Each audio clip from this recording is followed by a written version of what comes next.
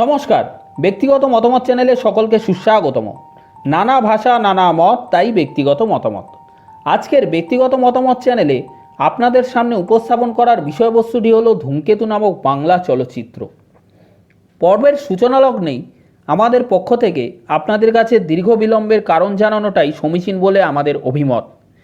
বিগত পর্বের সময় 69 জন সাবস্ক্রাইবার আমাদের আবেদনে সাড়া দিয়ে চ্যানেলের সাবস্ক্রিপশানে যুক্ত হয়ে আমাদেরকে অকুণ্ঠ ভালোবাসা এবং ভরসায় ভরিয়ে তুলেছেন। কিন্তু পরবর্তী বেশ কয়েক যাবৎকাল অতিবাহিত হওয়ার পরেও সেই সংখ্যার বৃদ্ধি না পাওয়ায় আমরা খানিক হলেও হতাশাগ্রস্ত হই। তার উপর্যুপরি ব্যক্তিগত জীবনে পর্যুদস্ত ও কর্মক্ষেত্রে ব্যস্ততার হেতু এই চ্যানেলের কর্মসূচিতেও সাময়িক প্রভাব বলা বাহুল্য দীর্ঘচ্ছেদ পড়তে বাধ্য হয়। এই সমস্ত কারণের জন্য একমবদ্বিতীয়ম দায়ী হল ভাষ্যকার স্বয়ং। তার জন্য করজোড়ে নিঃশর্ত ক্ষমাপ্রার্থী। তবে এ যাবৎকালে সাবস্ক্রাইবারের সংখ্যা 69 থেকে 74-এ বৃদ্ধি পাওয়ায় এবং ব্যক্তিগত মতামত চ্যানেলের সহপ্রতিষ্ঠাতা তথা সহসদস্য দীপাঞ্জন দত্তের অনবরত অনুধাবন হেতু পুনরায় আমাদের এইরূপ প্রত্যাবর্তন। আমাদের এই সুদীর্ঘ ব্যবধানের পর প্রত্যাবর্তনের সঙ্গে ধূমকেতু চলচ্চিত্রটির মুক্তিপ্রাপ্তির সাদৃশ্য কাকতালীয়ভাবে বিদ্যমান। প্রায় 10-12 বছর অতিক্রান্ত করার পর ধূমকেতু মুক্তির আলোকে আলোকিত হলো। আজ এই চলচ্চিত্রের বিষয়ে আলোচনা তথা মতামতের গণ্ডিতে প্রবেশ পূর্বে ইতিহাসের পাতায় আলোকপাত করতে আমরা স্বল্প হলেও আগ্রহী। কারণ ইংরেজি ভাষায় বহুল প্রচলিত প্রবাদ বিদ্যমান, হিস্ট্রি রিপিটস ইটসেলফ। আর এই প্রবাদে ইন্ধন প্রদানকারী চলচ্চিত্রটি হলো ধূমকেতু। তাই এই চিরকালীন প্রবাদকে অগ্রাহ্য করার কোনো রকম ধৃষ্টতা আমাদের নেই, আমরা নিরুপায়। বিশ্বকবি রবীন্দ্রনাথ ঠাকুর বিরচিত রাজর্ষি গল্প পাঠের সমাপ্তির পর প্রখ্যাত নাট্যকার শিশির কুমার ভাদুড়ী স্বয়ং লেখকের কাছে গল্পটির নাট্য রূপান্তর উপস্থাপনার প্রবল বাসনার বশবর্তী হয়ে সবিনীত অনুরোধ সহযোগে উপস্থিত হন। কবিগুরু তখন তাঁর সেই সুপ্ত বাসনার সানন্দে স্বাগত জানান এবং স্বয়ং গল্পটির নাট্য রূপান্তরের উদ্দেশ্যে উদ্যোগী হন। রূপান্তর সম্পূর্ণ হওয়ার পর তিনি নাটকটির নামকরণকে উদ্ধৃত করে শিশির কুমার ভাদুড়ী মহাশয়ের হাতে অর্পণ করার সময় জানান, আক্ষরিক বা অনাক্ষরিক রূপে, আমার রাজর্ষিকে মঞ্চের খাতিরে বিসর্জন দিলাম। এও বাহ্য সেই নাটকটির শিরোনাম বিসর্জন, যা মূল গল্পের অধিক আজও সমকালীন সমাদৃত। এবার 2000 সাল পরবর্তী সময়কালে পদার্পণ করা যাক। আমরা যারা শতাব্দীর সন্ধিক্ষণে জন্মগ্রহণকারী সন্তান, অর্থাৎ 1990 থেকে 1999 সাল এই সময়কালে জন্মগ্রহণকারী ব্যক্তিবর্গ, তারা মূলত দূরদর্শনের সীমিত 3 থেকে 4টি চ্যানেল এবং পরবর্তী সময়ে কেবল সংযোগ ব্যবস্থার বদান্যতায় একাধিক নিত্য নতুন চ্যানেলের দর্শক হবার সৌভাগ্যবান বা সৌভাগ্যবতী হয়েছেন। আজকের তাবড় চলচ্চিত্র নির্মাণকারী তথা পরিচালকরা সেই সময় ছোট পর্দার জন্য উন্নত মানের, সময়ের চেয়ে এগিয়ে থাকা, অন্য ধারার দর্শনের উপযোগী মূল্যবান কিছু টেলিছবি তৈরি করতেন, যা মূলত সপ্তাহান্তে সম্প্রসারিত হতো বিভিন্ন টেলি চ্যানেলে। এরই মধ্যে তৎকালীন একটি চ্যানেল ছিল ইটিভি বাংলা, যা অধুনা কালার্স বাংলা নামে পরিচিত। তৎকালীন ইটিভি বাংলায় প্রখ্যাত প্রযোজক রামজি রাও, যার নামাঙ্কিত রামজি ফিল্ম সিটি ভারত বিখ্যাত, তাঁর তত্ত্বাবধানে তথা প্রযোজনায় বহু মূল্যবান উন্নত মানের টেলিছবি নির্মিত হতো। সেই নির্মাণকারীদের মধ্যে উল্লিখিত ও আজকের আলোচ্য চলচ্চিত্রের সঙ্গে সরাসরি সম্পর্কিত ব্যক্তিত্ব হলেন পরিচালক কৌশিক গাঙ্গুলি। সেই সময় তাঁর স্বরচিত একটি কাহিনীকে কেন্দ্র করে তিনি একটি টেলিছবি নির্মাণ করেন, যার নাম ছিল উল্কা। মুখ্য ভূমিকা তথা কেন্দ্রীয় চরিত্রে ছিলেন প্রখ্যাত প্রতিভাবান অভিনেতা শঙ্কর চক্রবর্তী এবং পরিচালক স্বয়ং। অপর এক প্রতিভাবান অভিনেতা অর্ধেন্দু ব্যানার্জিও একটি গুরুত্বপূর্ণ স্বল্পদৈর্ঘ্যের চরিত্রে নিজের অভিনয় দক্ষতার চিরস্থায়ী চিহ্ন সাফল্য সহকারে সৃষ্টি করেন। টেলিছবির শেষে যে চরিত্রটিকে উল্কা নামক গ্রহাণুর সাথে তুলনা করা হয়, সে অজ্ঞাত যাত্রার যাত্রী হয় এবং পরিচালক স্বয়ং একাকী অরণ্যে স্তব্ধ হয়ে দাঁড়িয়ে থাকেন। বাংলায়ও একটি বহুল প্রচলিত প্রবাদ রয়েছে, পুরনো চাল ভাতে বাড়ে। এক্ষেত্রেও তার অন্যথা হয়নি। পরিচালক স্বয়ং নিজের সৃষ্টিকে চলচ্চিত্রের আঙ্গিকে বড় আকারে উপস্থাপিত করার অভিপ্রায়ে পুনর্নির্মাণ এবং নতুন নামকরণে মনোনিবেশ করেন। ফলস্বরূপ ধূমকেতু চলচ্চিত্রের সৃষ্টি। আশ্চর্যজনকভাবে উল্কা আকারে ছোট এবং তার স্থায়িত্বও কম, এবং তুলনামূলকভাবে ধূমকেতু আকারেও সুদীর্ঘ এবং দীর্ঘস্থায়ী দৃশ্যমান। তাছাড়া হ্যালির ধূমকেতুও 75 বছর অন্তর বিশ্ববাসীর কাছে দৃশ্যমান হয়ে ওঠে। সেখানে ধূমকেতু চলচ্চিত্রটির মুক্তি পেতে 10-15 বছর সময় লেগে যাওয়া নেহাতই নগণ্য। পরিচালক নিজের সৃষ্টির পুনর্নির্মাণ করে নবকলে বরে দর্শকবৃন্দের কাছে উপস্থাপিত করায় ইতিহাসে শরণাপন্ন হতে বাধ্য হয়েছি। পরিচালক আশা করি নিজ গুণে তা মার্জনা করবেন। বাংলা চলচ্চিত্রের অভিনেতা অভিনেত্রীর সর্বগ্রাহী সফল জুটির তালিকা নির্মাণ করতে গেলে সর্বপ্রথমেই অনস্বীকার্য দুই কিংবদন্তি ব্যক্তিত্বের নাম উল্লেখ করতেই হয়। তাঁরা হলেন মহানায়ক উত্তম কুমার এবং সুচিত্রা সেন। উত্তম কুমারের প্রয়াণ এবং সুচিত্রা সেনের স্বেচ্ছায় অন্তঃপুরবাসিনী হওয়ার পর উত্তমোত্তর পর্বে জনপ্রিয়, সর্বজন সমাদৃত, দীর্ঘস্থায়ী সফল জুটি হিসেবে যাঁদের নাম উঠে আসে তারা হলেন প্রসেনজিৎ চ্যাটার্জি এবং ঋতুপর্ণা সেনগুপ্ত। সেই জুটির ক্ষণিক তথা সাময়িক অনুপস্থিতির পরবর্তী সময়ে আরও এক সফল জনপ্রিয় জুটি হিসেবে বাংলা চলচ্চিত্রের দরবারে উপস্থিত হন জিৎ মদনানি এবং কোয়েল মল্লিক। এরপর চ্যালেঞ্জ চলচ্চিত্রের মাধ্যমে বাংলা চলচ্চিত্রের মুকুটে নতুন পালক হিসেবে অন্যতম সফল জনপ্রিয় জুটি হিসেবে উঠে আসেন দেব এবং শুভশ্রী। তাঁদের জুটিকে কেন্দ্র করে পুনর্নির্মিত চলচ্চিত্রগুলি অত্যন্ত সফল, ব্লকবাস্টার, সুপারহিট হয়। গানগুলি আজও সমপরিমাণে সমান জনপ্রিয়।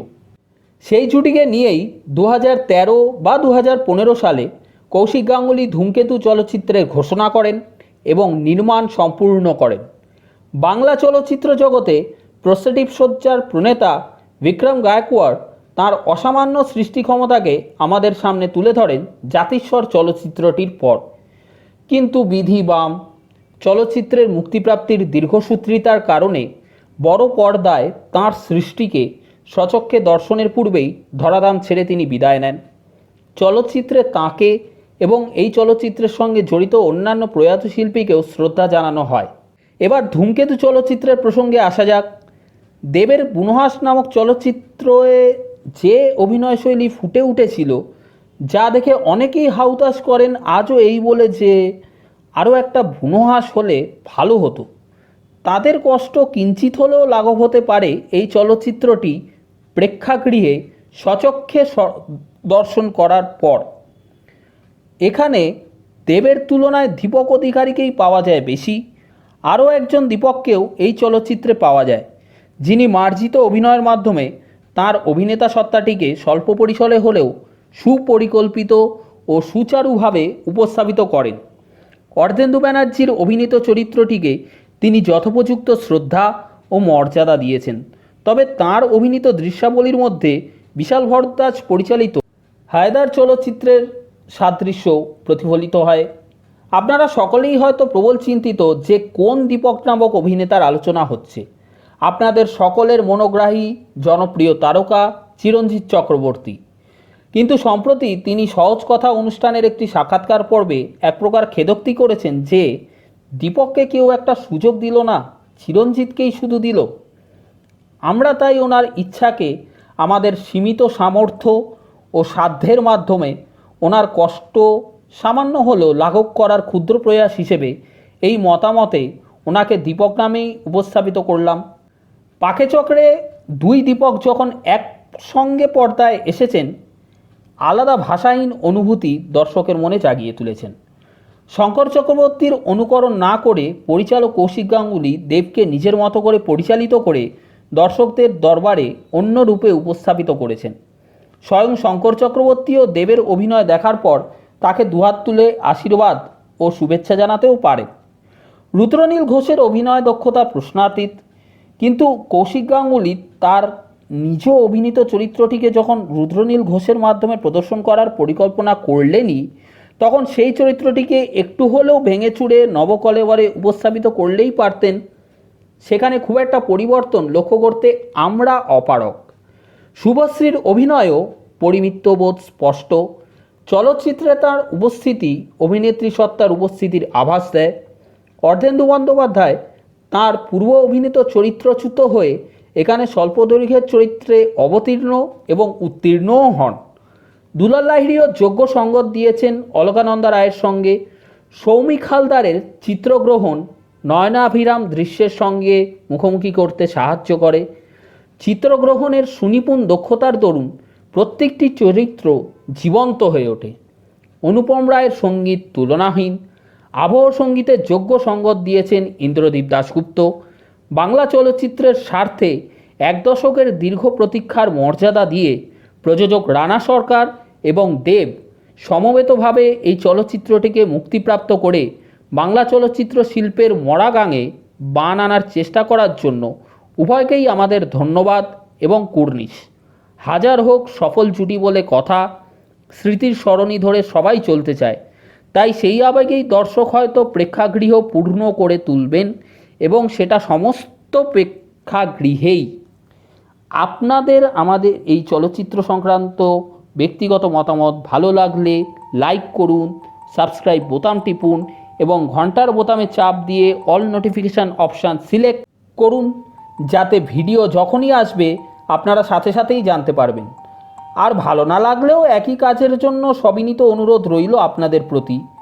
আপনাদের ব্যক্তিগত মতামতও কমেন্টের মাধ্যমে জানাতে পারেন। ভালো খারাপ সব কিছুই গ্রহণযোগ্য।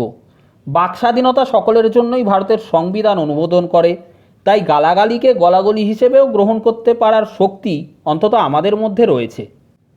আপনাদের সহযোগিতা আমাদের একান্ত কাম্য ও এগিয়ে যাওয়ার পাথেও। তাই এই ভিডিওটি সকলের মাঝে শেয়ার করুন আর সাবস্ক্রাইব করে বেল আইকনে অল নোটিফিকেশানটা অবশ্যই ক্লিক করুন।